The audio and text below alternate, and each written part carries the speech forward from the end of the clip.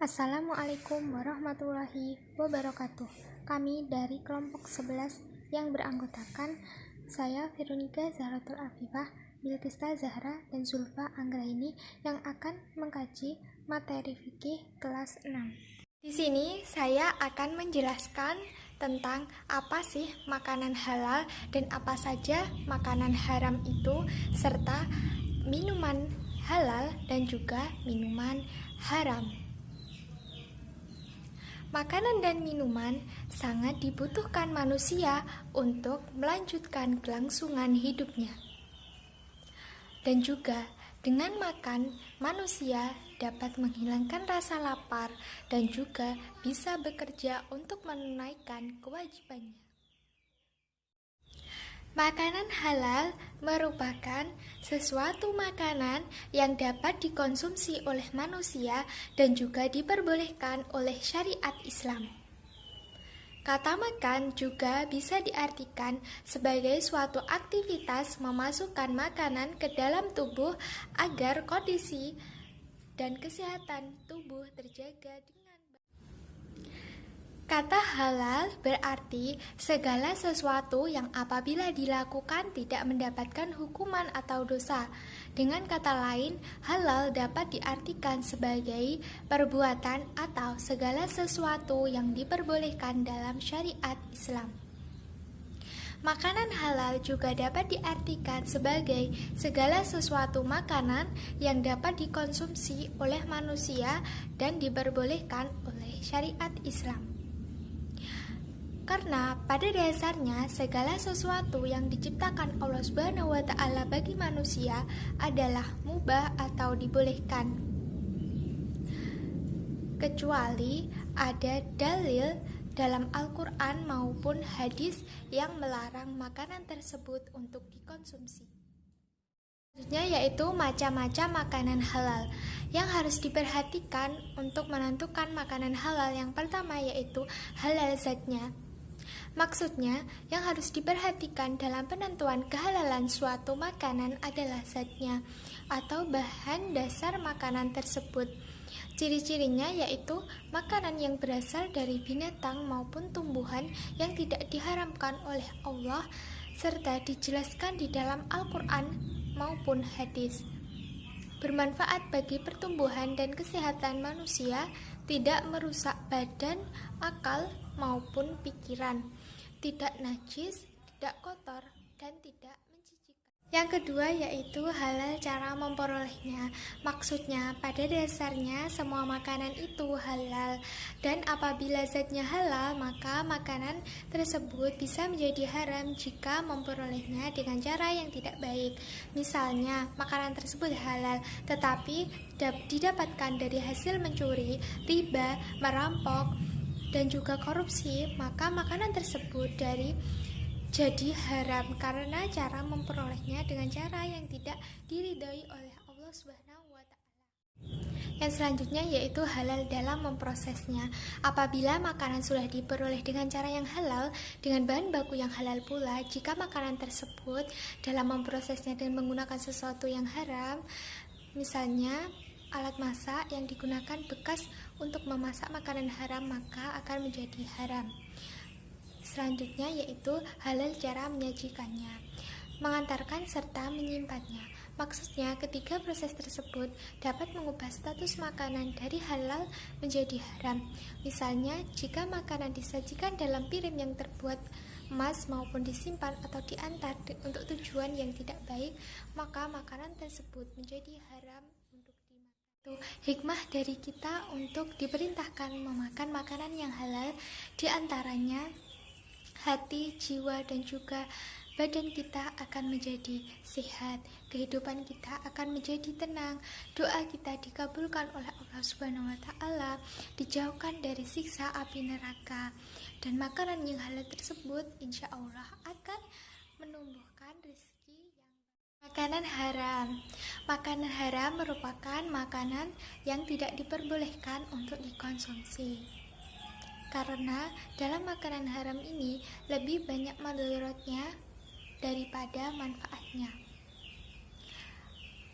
Makanan haram misalnya dari binatang yang diharamkan oleh Allah, seperti bangkai, hewan yang mati tercekik, hewan yang mati dipukul, hewan yang mati sebab terjatuh, mati sebab ditanduk, ataupun diterkam binatang lain, serta hewan yang disembelih untuk berhala. Darah, daging, yaitu daging babi, dan hewan yang disembelih tanpa membaca basmalah. Haramnya suatu makanan itu dapat digaris besarkan menjadi dua sebab, yaitu haram aini dan haram sababi. Haram aini maksudnya hukum asal dari makanan itu sendiri memang sudah haram ditinjau dari sifat bendanya, seperti daging babi, darah, dan bangkai. Haram karena sifat tersebut ada 3 diantaranya berupa hewani, yaitu haramnya suatu makanan yang berasal dari hewan seperti daging babi, ulat, buaya, darah, anjing, darah hewan, nanah, dan lain-lain. Yang berupa nabati misalnya haramnya suatu makanan yang berasal dari tumbuhan seperti ganja, kecubung, serta daun yang beracun. Benda yang berasal dari perut bumi misalnya apabila dimakan akan mencelakakan orang yang memakannya, bahkan bisa menyebabkan orang yang memakannya itu akan meninggal, seperti timah, aspal. Yaitu haram sababi. Maksudnya di sini hukum asal makanan itu sendiri adalah halal. Akan tetapi dia berubah menjadi haram karena adanya sebab yang menjadikan haramnya makanan tersebut. Seperti daging sapi digoreng dengan minyak babi. Haram sababi ini juga ditinjau dari hasil usaha yang tidak dihalalkan oleh agama, seperti makanan tersebut haram akan tetapi diperoleh dari cara yang tidak baik, misalnya korupsi, mencuri, ataupun hasil riba. Yaitu setelah makan pastinya kita akan minum. Nah, kita akan membahas minuman halal dan minuman haram. Yang pertama yaitu minuman halal. Minuman halal merupakan minuman yang baik yang diperbolehkan untuk meminumnya menurut ajaran agama Islam, yaitu sesuai dengan yang diperintahkan di dalam Al-Quran maupun hadis. Minuman halal di sini yaitu bisa dari air putih maupun air yang sudah melalui pemprosesan, misalnya air teh, air kopi. Selanjutnya yaitu minuman haram. Minuman haram merupakan minuman yang tidak diperbolehkan untuk diminum dalam syariat Islam. Misalnya minuman yang berasal dari darah, minuman keras, ataupun khamar. Misalnya semua jenis minuman yang memabukkan itu tidak boleh karena akan merusak akal maupun pikiran. Selanjutnya yaitu minuman yang diminum dalam bejana emas, karena seorang muslim itu dilarang untuk menggunakan minum dari bejana atau minum menggunakan bejana yang terbuat dari emas. Maka dari itu kita harus berhati-hati dalam memilih minuman maupun makanan yang kita konsumsi dalam kehidupan sehari-hari. Kita harus menjauhi makanan ataupun minuman yang membahayakan bagi kesehatan tubuh kita. Ilmu pemikiran dan pemenuhan kebutuhan manusia. Hukum jual beli pada dasarnya ialah halal atau boleh. Artinya, setiap orang Islam dalam mencari nafkahnya boleh dengan cara jual beli. Hukum jual beli dapat menjadi wajib apabila dalam mempertahankan hidup ini hanya satu-satunya, yaitu jual beli yang mungkin dapat dilaksanakan oleh seseorang. Hukum jual beli ada 4 macam, yaitu yang pertama mubah atau boleh, merupakan hukum asal jual beli. Yang kedua wajib, apabila menjual merupakan keharusan, misalnya menjual barang untuk membayar hutang. Yang ketiga yaitu sunnah, misalnya menjual barang kepada sahabat atau orang yang sangat memerlukan barang yang dijual. Yang keempat haram, misalnya menjual barang yang dilarang untuk diperjualbelikan. Menjual barang untuk maksiat, jual beli untuk menyakiti seseorang, jual beli untuk merusak harga pasar, dan jual beli dengan tujuan merusak ketentraman masyarakat. Yang ketiga yaitu macam-macam jual beli. Macam-macam jual beli yang diterapkan di masyarakat zaman sekarang ini diantaranya adalah yang A. Jual beli barter atau tukar menukar barang dengan barang. B. Pertukaran mata uang. C. Jual beli kontan atau langsung dibayar tunai. Yang D. Jual beli dengan cara mengangsur atau kredit. Yang E. Jual beli dengan cara lelang atau ditawarkan kepada masyarakat umum untuk mendapatkan harga tertinggi. Berbagai macam jual beli tersebut harus dilakukan sesuai hukum jual beli dalam agama Islam. Hukum asal jual beli adalah mubah atau boleh. Allah Subhanahu wa taala telah menghalalkan praktik jual beli sesuai ketentuan dan syariatnya. Yang keempat yaitu rukun dan syarat sah jual beli. Jual beli dinyatakan sah apabila memenuhi rukun dan syarat jual beli. Rukun jual beli berarti sesuatu yang harus ada dalam jual beli. Apabila salah satu rukun jual beli tidak terpenuhi, maka jual beli tidak dapat dilakukan. A. Rukun jual beli. Menurut sebagian besar ulama, rukun jual beli ada 5 macam, yaitu yang pertama penjual, yang kedua pembeli, yang ketiga barang yang diperjualbelikan, yang keempat alat untuk menukar dalam kegiatan jual beli atau uang. Yang kelima akad, yaitu ijab dan qabul antara penjual dan pembeli. B. Syarat sah jual beli. Syarat sah penjual dan pembeli terdiri dari satu balik, yaitu baik penjual maupun pembeli, keduanya harus dewasa. Dengan demikian, anak yang belum dewasa tidak sah melakukan jual beli. Anak yang sudah mengerti dalam rangka mendidik mereka diperbolehkan melakukan jual beli pada hal-hal yang ringan. Yang kedua, berakal sehat. Yang ketiga, tidak pemborosan, artinya tidak suka membazirkan harta benda. Yang keempat, suka sama suka atau saling rela, yaitu atas kehendak sendiri, tidak dipaksakan orang lain. Syarat sah barang yang diperjualbelikan yaitu yang pertama, barang itu suci. Kedua, barang itu bermanfaat. Yang ketiga yaitu barang itu milik sendiri atau diberi kuasa orang lain. Yang keempat, barang itu jelas dan dapat dikuasai oleh penjual dan pembeli.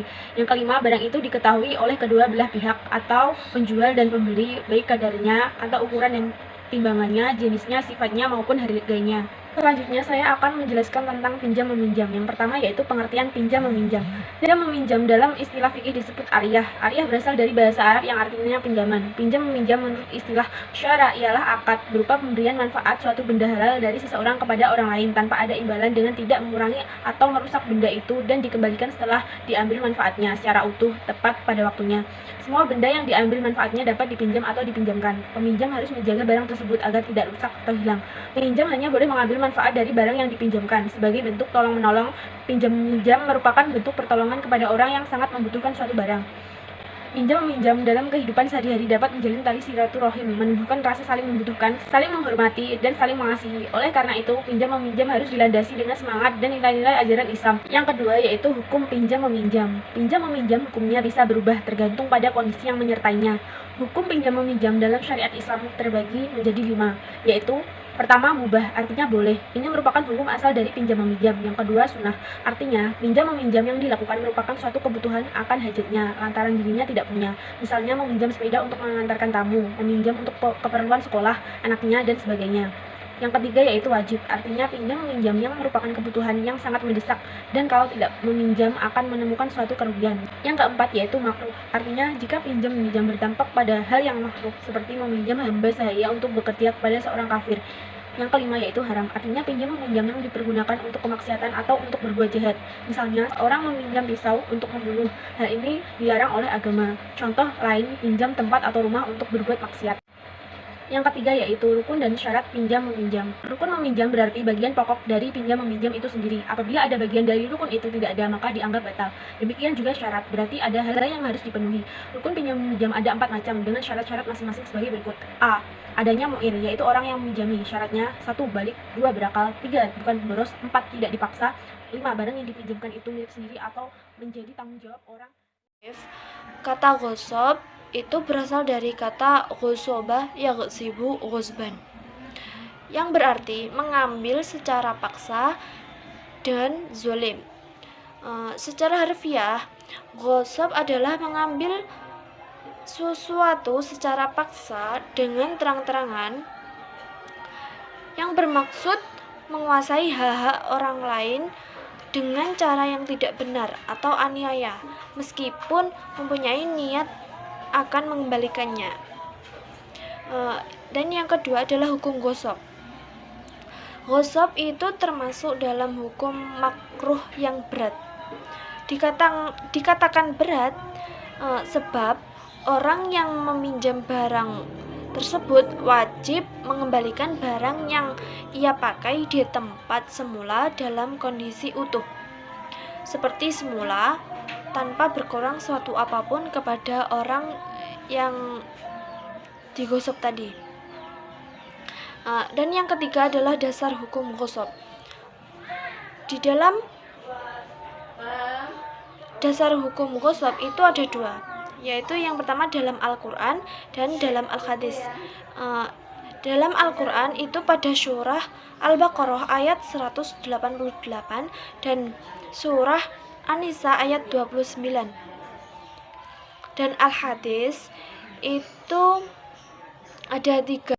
Pertama adalah hadis yang diriwayatkan oleh muttafaq alaih yang berbunyi An Sa'id bin Zaidin anna Rasulullah sallallahu alaihi wasallam qala mani akhadha shiran minal ardi dulman tawaqahu Allahu iyyahu yaumal qiyamati min sab'i ardina, yang artinya dari Sa'id bin Zaid radhiyallahu an bahwa Rasulullah sallallahu alaihi wasallam bersabda, barang siapa mengambil sejengkal tanah dengan cara zolim, maka tanah itu sampai 7 lapis bumi akan dikalungkan oleh Allah kepadanya mendapatkan sesuatu milik orang lain secara tidak sengaja dan tidak diketahui siapa pemiliknya barang tersebut.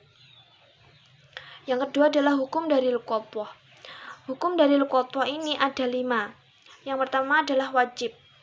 Dalam artian wajib mengambil jika orang tersebut percaya kepada dirinya bahwa mampu untuk mengurus benda temuan tersebut.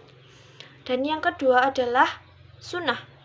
Dikatakan sunnah bagi yang mengambil barang tersebut jika penemunya itu percaya bahwa dirinya itu mampu memelihara benda tersebut. Dan yang ketiga adalah makruh. Bagi seorang yang menemukan harta kemudian masih ragu-ragu pada dirinya apakah ia mampu untuk memelihara benda tersebut. Yang keempat adalah haram. Bagi seseorang yang menemukan suatu benda namun jika dirinya tidak akan mampu memelihara benda tersebut. Yang kelima adalah jaiz atau mubah. Barang temuan yang ditemukan di bumi tak bertuan dan di jalan yang tidak dimiliki oleh seseorang dan siapapun tidak ada yang memilikinya. Yang ketiga adalah rukun luqatah. Rukun luqatah ini ada 2. Yang pertama adalah orang yang mengambil jika orang tersebut mengambil barangnya. Dan yang kedua adalah bukti barang temuan. Materi yang keempat adalah macam-macam luqatah. Macam-macam luqatah ini ada 4. Yang pertama benda yang nilainya tetap. Yang kedua adalah benda yang nilainya tidak tetap. Dan yang ketiga adalah benda yang nilainya tetap apabila dipelihara dengan baik. Yang keempat adalah benda yang memerlukan nafkah. Barang temuan ini itu jika dilihat dari segi tempat itu ada 2. Yang pertama